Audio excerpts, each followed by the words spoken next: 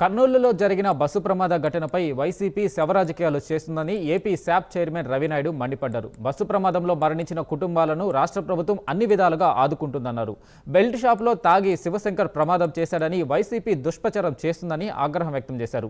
Google data centre గురించి YCP నేతలు మాట్లాడుతున్న తీరుపై ఫైర్ అయ్యారు. ఆడుదాం ఆంధ్రపై విజిలెన్స్ విచారణ జరుగుతుందని, త్వరలోనే రోజా జైలుకు వెళ్లడం ఖాయమన్నారు శాప్ చైర్మన్ రవినాయుడు. రాష్ట్రంలో శుద్ధ శక్తులు ఎంత నీచమైన రాజకీయాలు చేస్తున్నారనేది ఉదాహరణే కర్నూలు బస్ సంఘటన తర్వాత జరిగిన పరిణామాలు.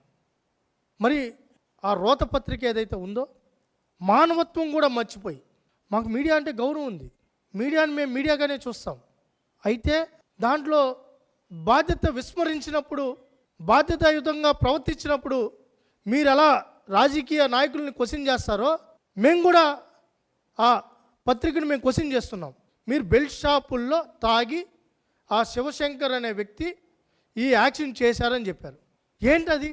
బెల్ట్ షాపుల్లో తాగి యాక్షన్ చేశారు. అసలు జరిగిన సంఘటన విచారకరమైన సంఘటన, బాధాకరమైన సంఘటన. ఒక పక్క ఆ కుటుంబాలు తల్లడిల్లిపోతున్నాయి.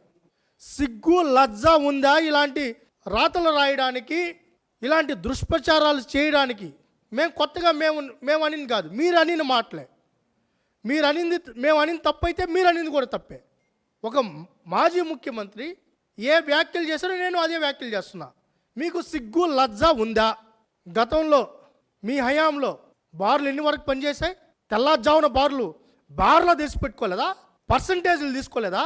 ఏ వార్డులో ఉంటే ఆ వార్డు కార్పొరేటర్కి, ఆ నాయకుడికి, ఆ ప్రజాప్రతినిధికి పర్సంటేజ్లు ఇవ్వలేదా?